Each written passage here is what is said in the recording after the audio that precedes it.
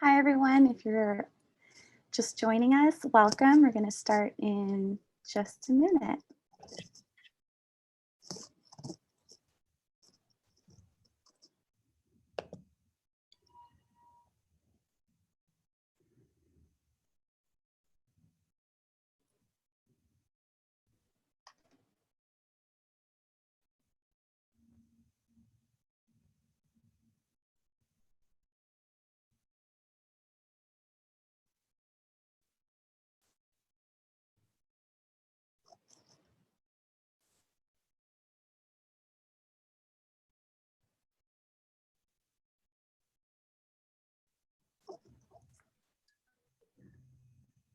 Hi, Sue. Nope, you're good.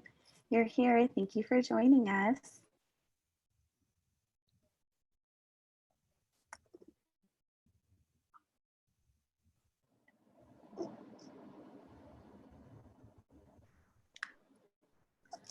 All right, and let's see how we're doing.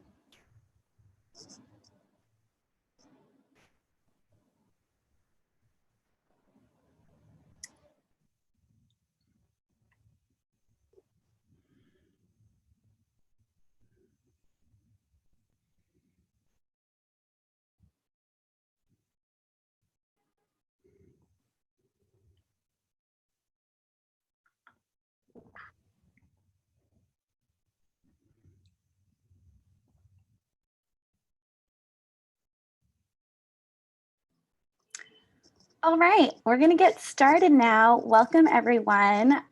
So this is normally our 5-minute tea with a CBE segment. Just wondering, do we have any CBEs here right now?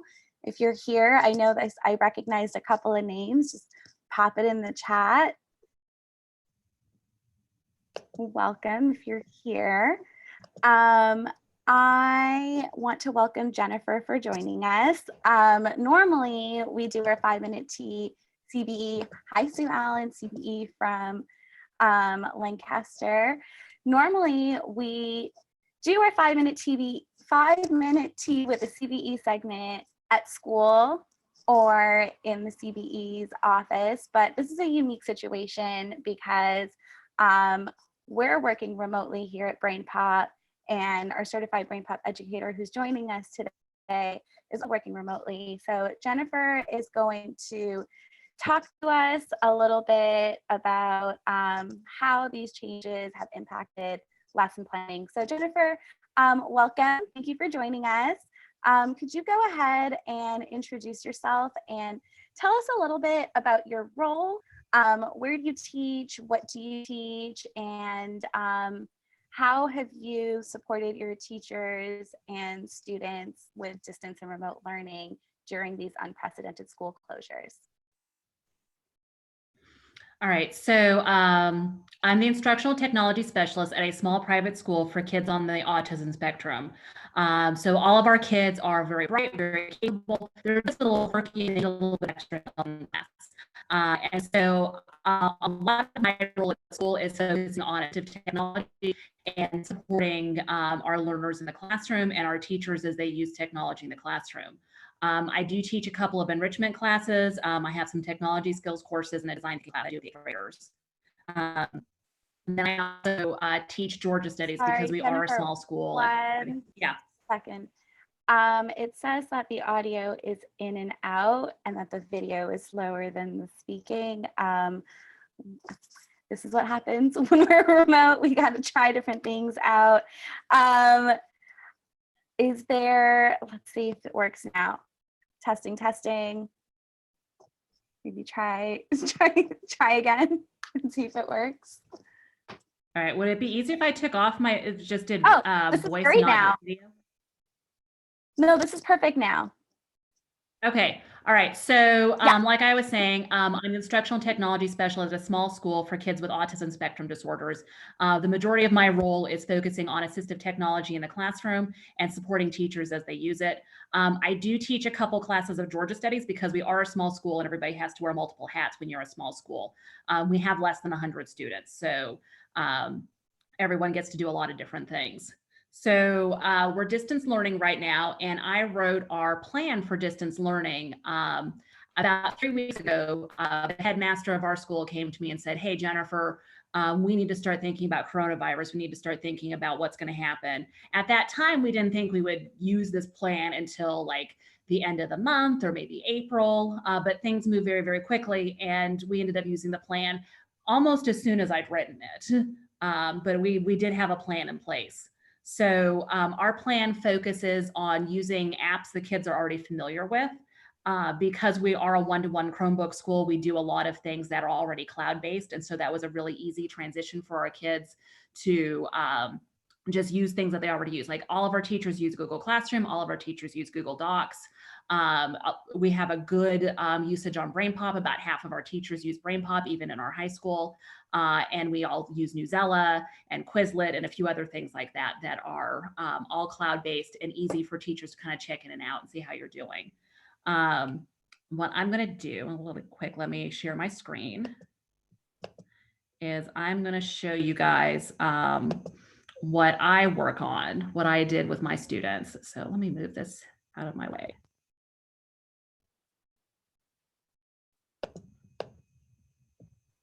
Get this down here. There we go. Okay. And I don't want this either. Ooh, look at me, I'm so professional. Okay, so here's my BrainPOP assignment that I'm going to do. And the first thing I'm gonna share with the students is this checklist here. So I don't want that. Okay, there we go. Okay, so this is the same checklist format that I use with my students in the classroom. So it's very familiar with them. I always share this spreadsheet with them in Google Classroom, and they all get their own copy of it. And so these are the things that we have to do to study about Reconstruction while we're off campus.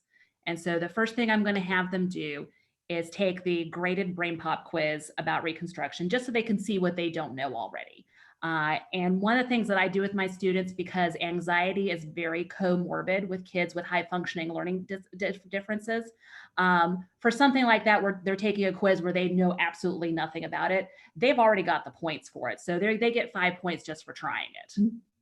Okay, then they get another 5 points for watching the video. Again, I've already given them those points, so there's no risk to this. And that's just a nice way of starting off this checklist. They've already got some points banked, like they're already rolling along as soon as they open up the document.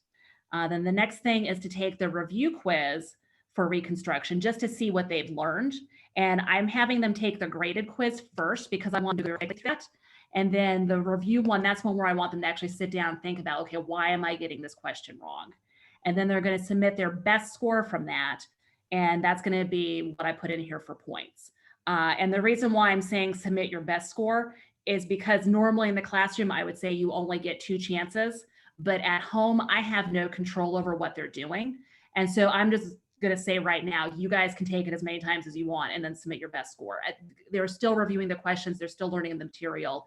I'm just going to admit where I don't have any power right now. Okay. And then I have a make a movie planning document I want them to complete.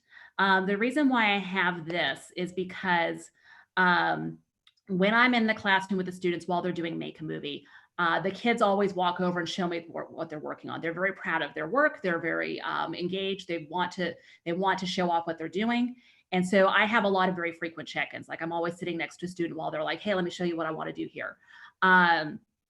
And I don't have the opportunity to do that right now. Like I can't look at something before it's graded and say, ooh, wait a second, this isn't what I wanted. So I have to build in these checks where I can check in with them and make sure that they're doing things the way that I expect them to be done. And so I've made this really quick template out of Google Docs, and I want them to just plan out their movie. So they have a question, and each of these boxes corresponds to a scene in the movie. So their first one is Dear Tim and Moby, what was Reconstruction? So that'll be the first scene in their movie, which is the letter. And then why was Reconstruction needed? What were some of the problems in the South?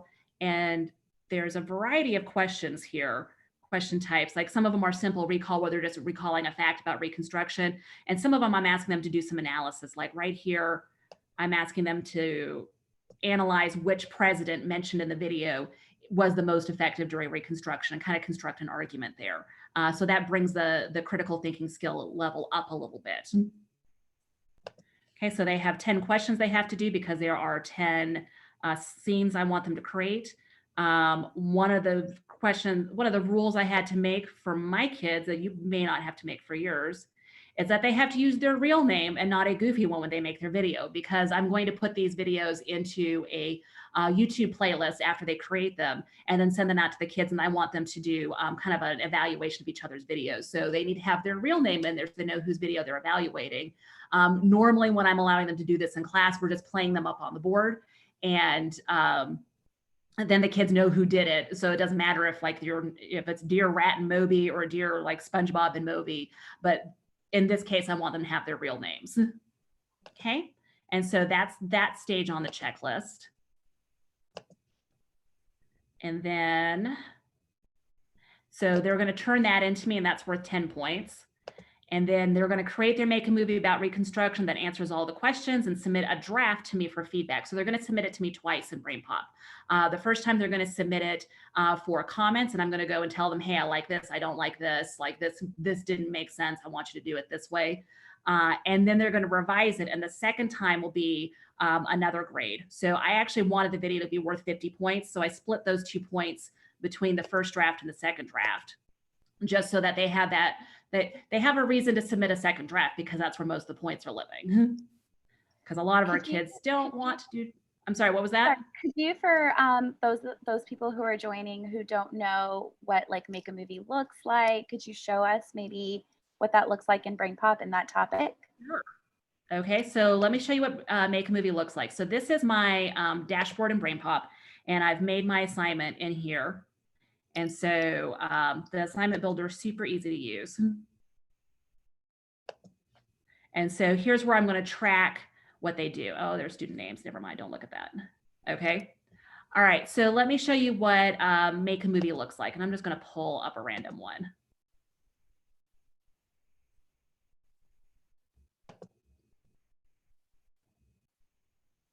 All right. So I'm just pulling up a random one because I don't care about this. But here's Make a Movie. And it's a really cool tool where you get to make like your own little BrainPOP video. And so you can answer a pre-generated letter that BrainPOP has created for you, or you can write your own letter. I'm going to answer one of the pre-generated ones. I'm going to go with this one. Okay. And then you can make scenes. So my first scene is the letter, Dear Jennifer and Moby, why are insects important for plant growth? And then each scene after that is going to answer that question. So I can add a background, and I can add objects. So these are little icons. They come from the videos, and some of them are animated. The animated ones are really fun. So for the assignment that you're assigning your students, what topic would you have them go in? So if you go back into BrainPOP and did a little search. Oh yeah, they're going to go into Reconstruction. So it says, what are you teaching today? And then you would just type. So we're going to Reconstruction. And so I like the Reconstruction video. It is a funny video. You guys did a good job on that one. So yeah, so they'll go into Make a Movie.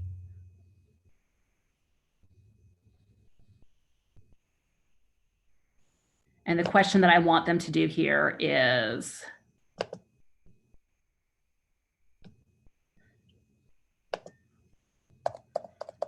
what was Reconstruction? Awesome. So then students make their own movie to show you what they know. Mm-hmm. And then what were some of those final steps in your document? Okay, so going back to the spreadsheet, they create the movie, and then the movie has to answer all the questions that were on the planning document, and then they submit their draft, and then they revise their video and submit it in BrainPOP so that I can grade that one. And then just to be fun, I gave them another 5 points. Lift Your Arms in Triumph is worth 5 points, and they've already got that. I think we all need 5 points to lift our arms in triumph just for surviving. We all need encouragement right now. The nice thing about doing this in a spreadsheet is that I can create these little check boxes here so they can check things off as they go. That way, when I open up their spreadsheet, I can look and see, oh, they say they finished this. It's time for me to go look for it. And the other nice thing about a spreadsheet is it will add up the points for me. And so as I put in the points, the kids always can see what their score is. And so there's no question like, hey, Miss Liang, what's my grade? Because I don't know about some of y'all, but I am not the world's best at putting in grades in the grade book in a timely manner. But this way the kids at least know what their grades are. And like I'll eventually get the grades in the grade book for the parents to see. Totally. Okay, so we have some more questions. Sure. So maybe you can walk us through, how do students know that they have, so I know they have the checklist. You mentioned the assignment builder earlier. So what does that assignment builder look like for this lesson? How do students get access to the assignment builder link? Are you using like Google Classrooms? Tell us a little bit more about that. Yeah. And then, yes, go ahead. Okay, so I'm going to create, I've already created my things in assignment builder. So I'm going to go back to my dashboard here.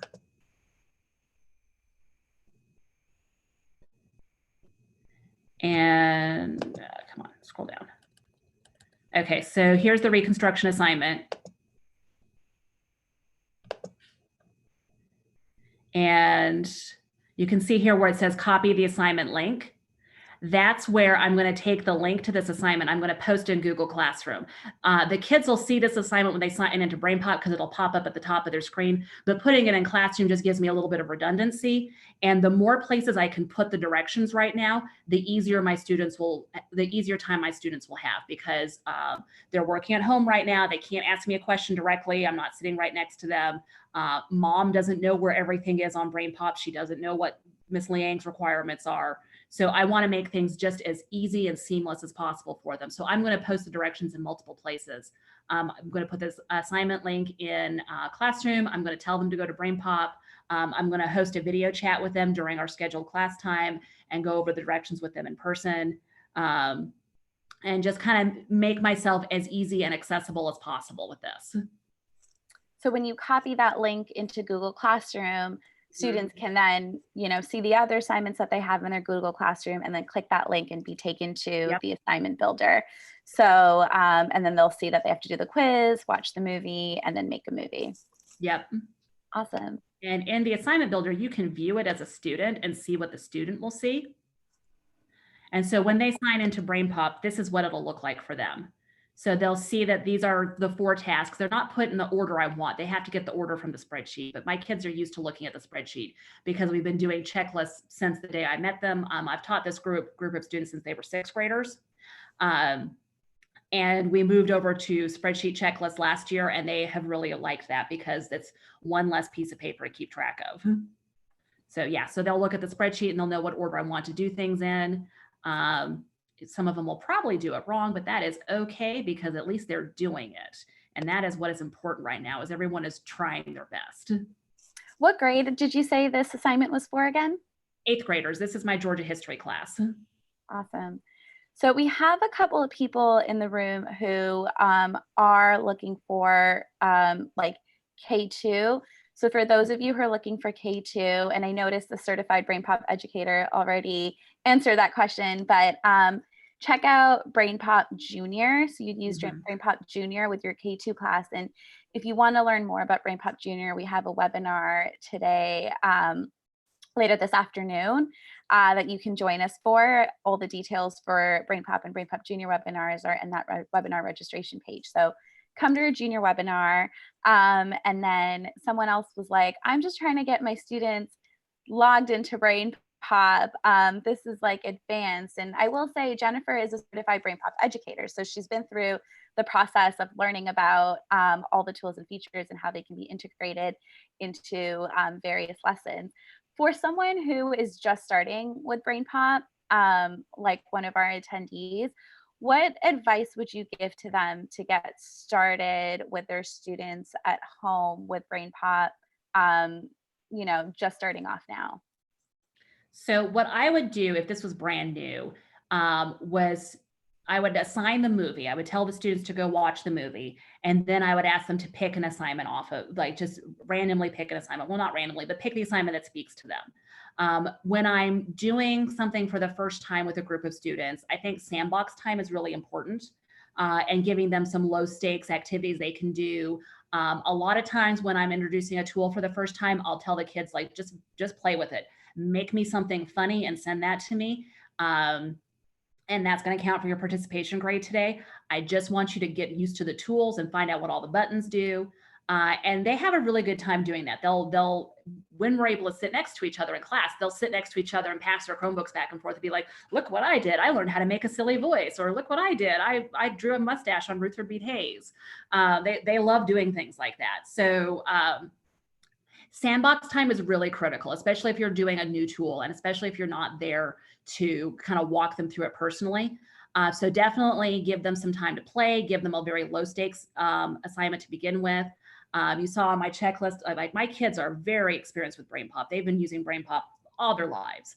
But I'm still starting off with something that is very low stakes and they've already got the points for it, just so that there's no risk involved with this assignment. And I think that's really important because there's just so much anxiety right now. We don't want to put one more thing on top of them. Totally. And that, that's sort of leading to my next question for you. When thinking about assignments to assign to students while they're at home, what are some criteria for a good assignment to assign and maybe like a not so good assignment to assign? All right. So this is something we talked about a lot when I was training the teachers on what we could send home right now. And good assignments are assignments that are meaningful, assignments that are interesting because you're competing with all the fun things they have to do at home right now. And don't require the parents to go out and buy a whole bunch of extra stuff because let's face it, no one's going to the store right now. And even if you could order, even if you were thinking, oh, I could just order from Amazon, Amazon just redid their shipping to deprioritize things that are not essential to survival, basically. So like we're stuck with the things we have in our house right now. With my design thinking class, one of the assignments I gave them this week was to build a pillow fort because everyone's got pillows in their home, hopefully. Everyone's got couch cushions. And so you can build yourself a pillow fort and then take a picture of that and send it to me and tell me why this is the best pillow fort you could possibly make. Awesome. So I'm going to give our attendees the opportunity now to ask us questions, or if you are using BrainPOP for distance learning, this is also a great time to like share the ideas because we're all here, we're all looking for inspiration, we're all looking for ideas. So I'm going to open it up to our chat. Do we have any questions or any ideas on how to use BrainPOP at home? And while we're waiting for that chat to populate, can you maybe also walk us through just like the process that you went through while you were planning your distance learning plan? Where did you even begin to start? So here's my distance learning plan that I wrote for the school. And what I sat down, I thought to myself, okay, if I was a teacher about to start distance learning, what would I want to know? Like what would be the things that I would know that would make me feel confident and successful? And I kind of just started with that idea. And so here's our distance learning plan. And I kind of broke it into stages, like before the emergency is declared, these are the things that we need to do. So these are the things that I did the week before school closed. I was training the teachers on these practices and things. Then during the emergency, here's what we thought about, like who families should contact if they're having trouble with the material. Having a regular, predictable schedule was really important to me because one of the things that we know about kids in general, but also especially kids on the autism spectrum, is that they really need structure and routine. And so creating a structure and routine that we follow kind of gives them something to do at home that's also structured and routine for them. And so we have a schedule where we have built out kind of a school schedule during the day where we host video chats at regular times. We're not trying to hold every class every day. We're holding 3 classes a day for 4 days a week. And then Friday is our catch-up day where the kids can kind of like get caught up on work or schedule one-on-one time with teachers. but we sign into our Google Hangouts at our assigned time every day with our assigned students, and we hold class. It looks very different than how we do it at school. Like mine is usually just saying, here's your work for today. I'm going to stay here on the open chat and fold laundry while you guys work. And then you tell me what you need if you have questions or anything like that. And that's perfectly fine. We have a lot of communication with our parents right now. We're sending them things in multiple ways. So we're sending things through Jupiter, which is our learning management system. We are sending things through Classroom. We are emailing individuals. I've had to call a couple parents already this week just to make sure they were on the same track with all of us. Things that I want teachers to think about while they're planning their lessons. Independent study is really difficult for typical students under normal circumstances. And these are not normal circumstances, and my students are certainly not typical. And so we are being very careful and mindful of how we assign things. One of our math teachers is pre-recording all of his lessons right now. And so before the kids sign into a chat, they can watch the video of what he's done already. And so they come in with their questions ready to go.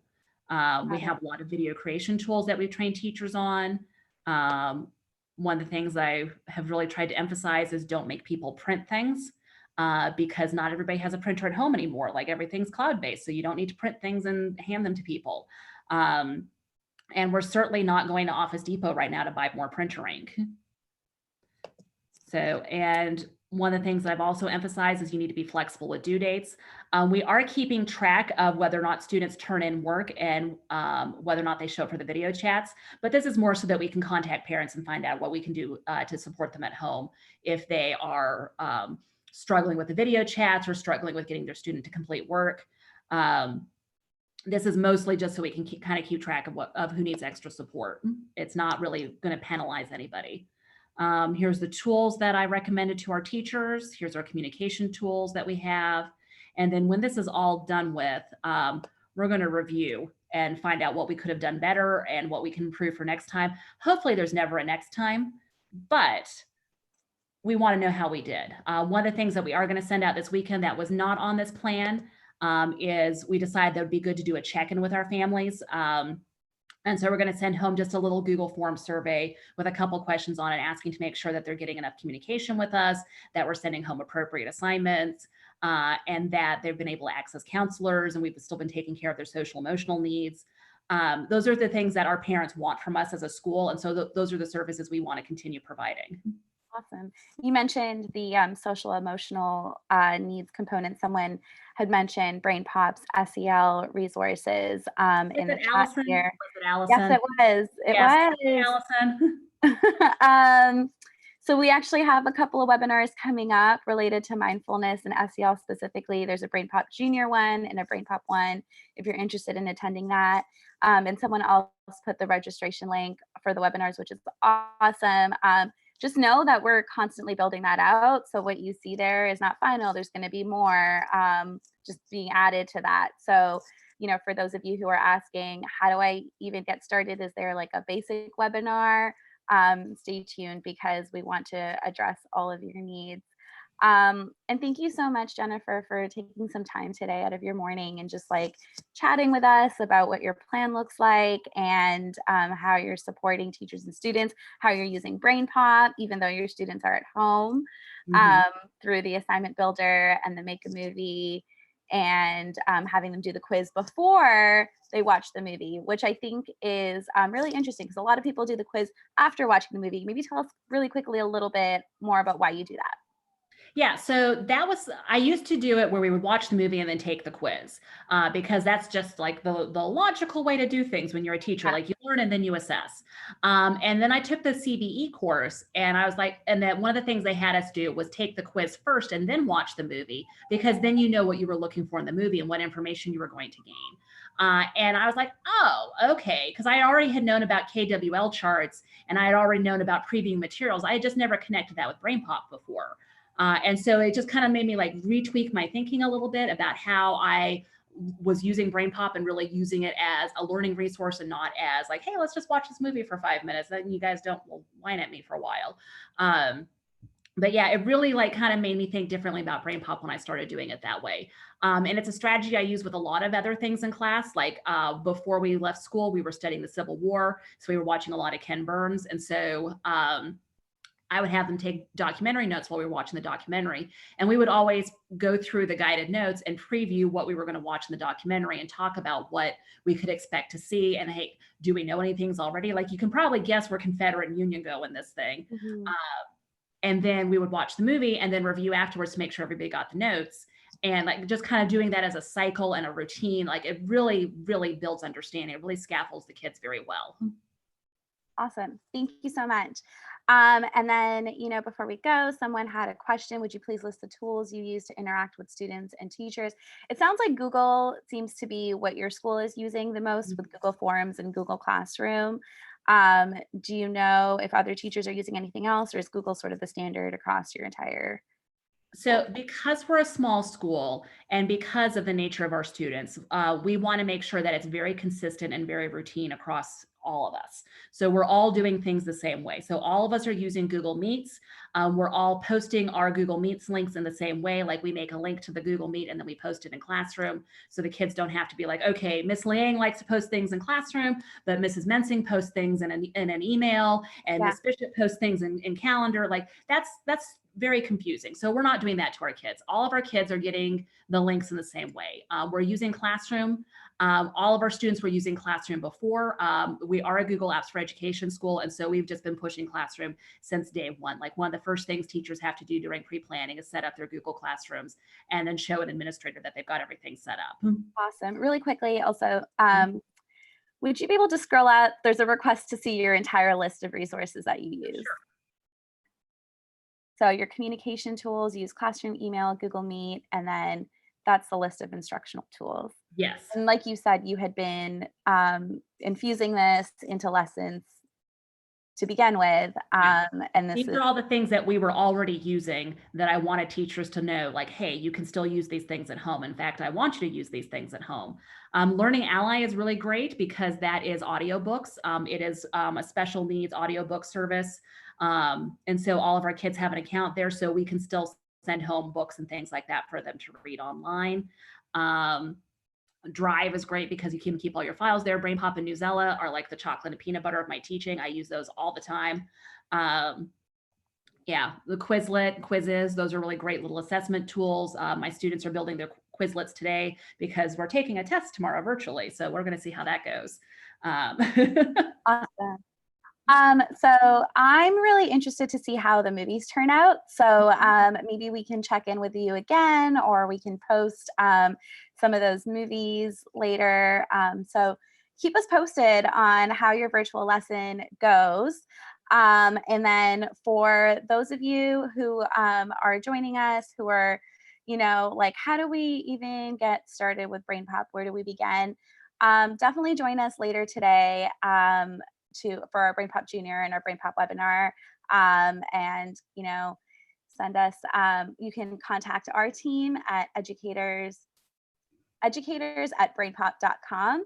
And if there's something specific that you're looking for, or you want to give us feedback, we're open to creating webinars that you need for resources that you're looking for. So join us those 2 days, or those 2 time slots today. And thank you so much again, Jennifer, for taking time. So normally when we do for those of you who are new, like to our 5-minute tea with a CVE segment, again, this is a little bit different, but normally when we're meeting with certified BrainPOP educators, we chat at their school or in their office, and it's like a 5-minute quick chat. But today we're at home. So we're still going to toast because I'm still drinking my morning coffee, and you might be drinking your morning tea or coffee. So let's toast to distance learning in planning quickly. Thank you so much, Jennifer. Thank you so much. Cheers. Just got a little Moby cup. It's awesome. You can model your little Moby cup. If you're a certified BrainPOP educator, you get one too. We're doing a 5-minute tea with a CVE. Thank you again. Jennifer is our certified BrainPOP educator of the month. If you are also a certified BrainPOP educator, you've been using BrainPOP for distance and remote learning, let us know what you're doing. We love capturing these stories so that everyone else can be inspired and see what their options are also. So thank you so much. Thanks for joining us, everybody. Take care and enjoy the rest of your day. Bye. Bye.